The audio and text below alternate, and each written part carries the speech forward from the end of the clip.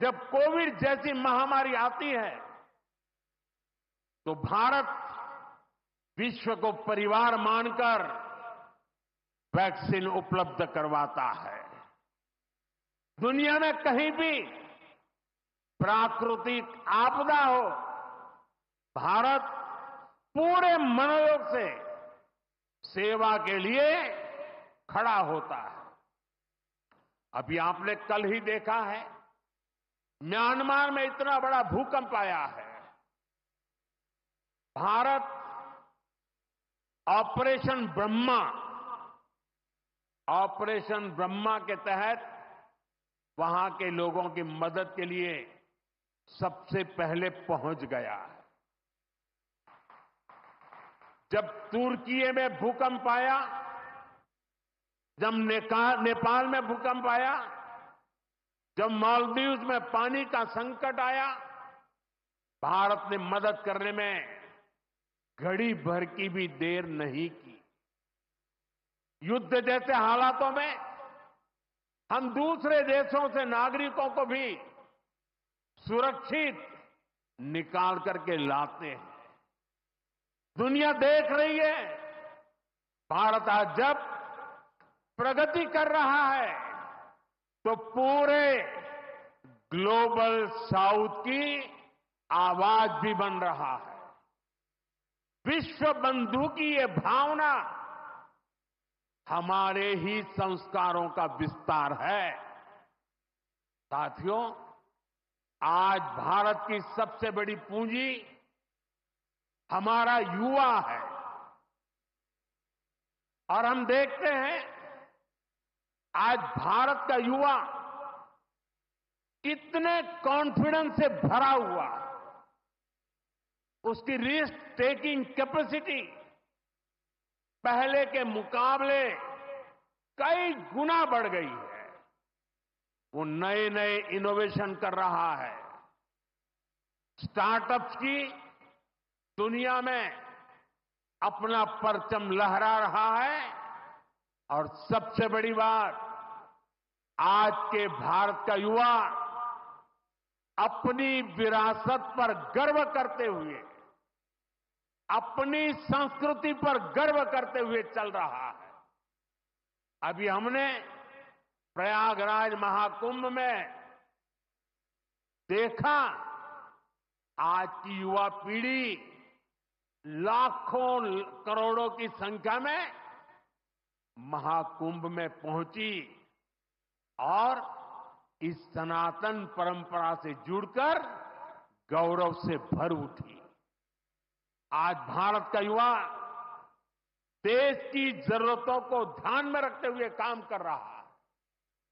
भारत के युवाओं ने मेक इन इंडिया को सफल बनाया है। भारत का युवा लोकल के लिए वोकल हुआ है। एक जज्बा बना है, हमें देश के लिए जीना है, देश के लिए कुछ करना है। खेल के मैदान से लेकर अंतरिक्ष की ऊंचाई तक राष्ट्र निर्माण की भावना से ओतप्रोत हमारे युवा आगे बढ़ रहे हैं, आगे चलते ही जा रहे हैं।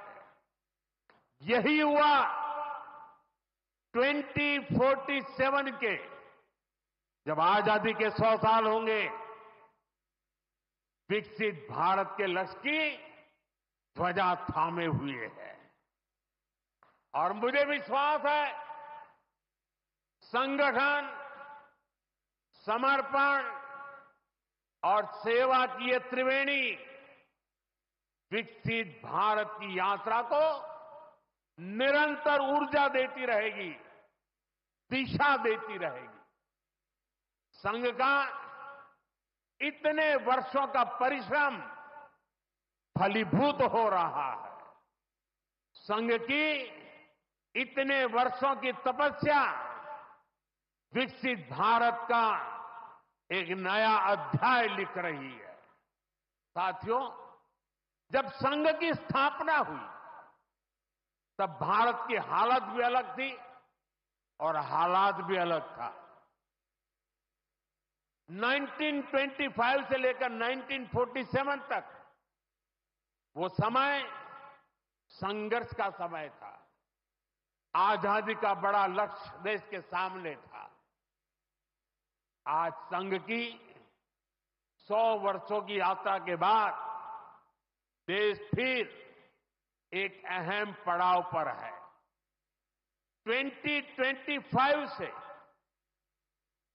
2047 तक ये महत्वपूर्ण कालखंड, इस कालखंड में एक बार फिर बड़े लक्ष्य हमारे सामने। कभी पूज्य गुरुजी ने एक पत्र में लिखा था, मैं अपने भव्य राष्ट्र प्रसाद की नींव में एक छोटा सा पत्थर बनकर रहना चाहता हूं।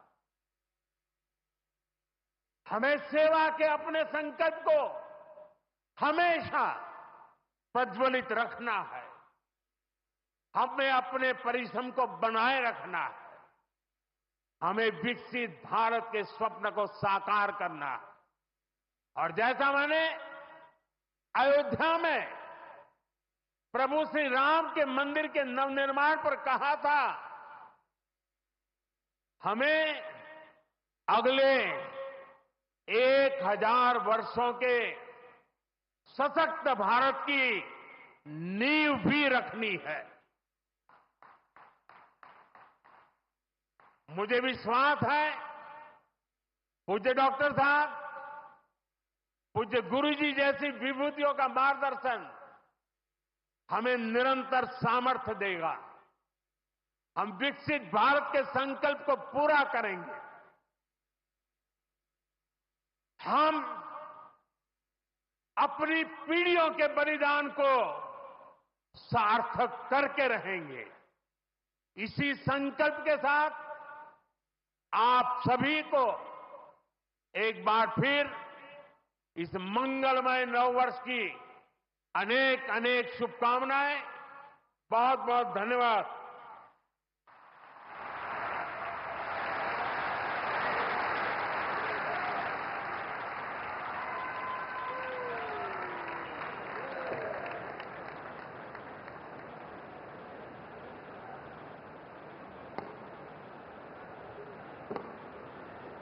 हम आपके बहुमूल्य शब्दों और विचारों के लिए कृतज्ञ हैं। आइए हम सब मिलकर शांति मंत्र का उच्चारण करें और विश्व में शांति, समृद्धि एवं सद्भावना की कामना करें। सुश्री मनीषा काशीकर जी से इस हेतु अनुरोध।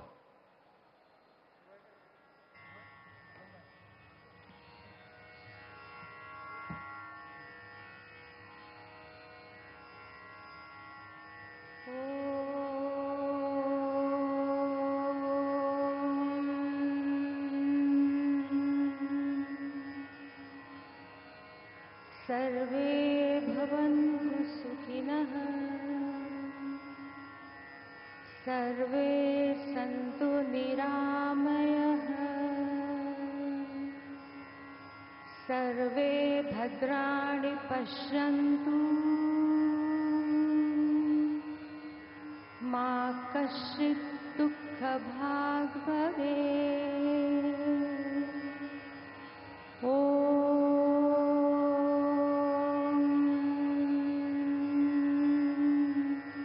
शांति शांति शांति।